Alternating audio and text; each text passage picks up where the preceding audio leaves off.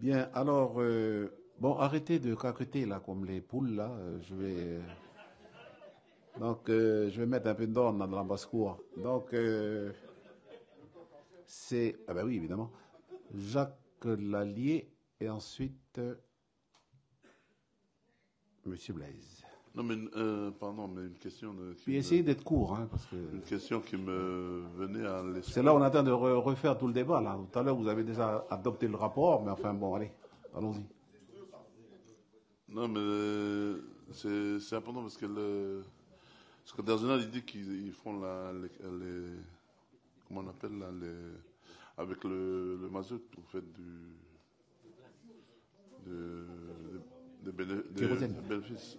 Diminuer les charges, c'est ça. Hein.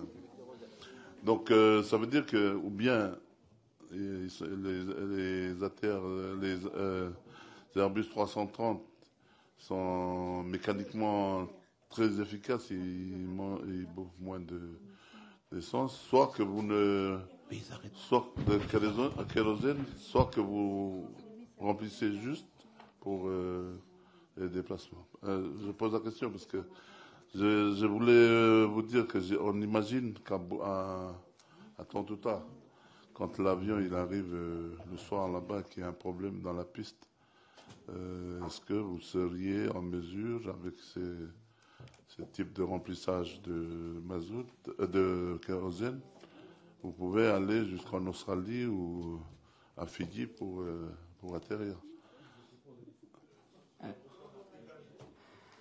Oui, mais Monsieur le directeur, vous avez compris la question? Oui, oui. Allez-y. Merci de vos encouragements. L'économie correspond bien à l'économie observée sur une heure de vol. Elle n'est pas dépendante du plein de kérosène qu'on fait dans l'appareil. Donc il s'agit bien d'une économie réelle sur les heures de vol.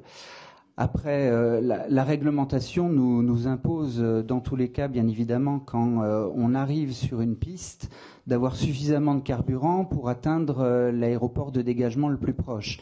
Et c'est bien évidemment le cas quand on arrive sur Tontouta, où il reste suffisamment de carburant pour atteindre l'aéroport de dégagement le plus proche.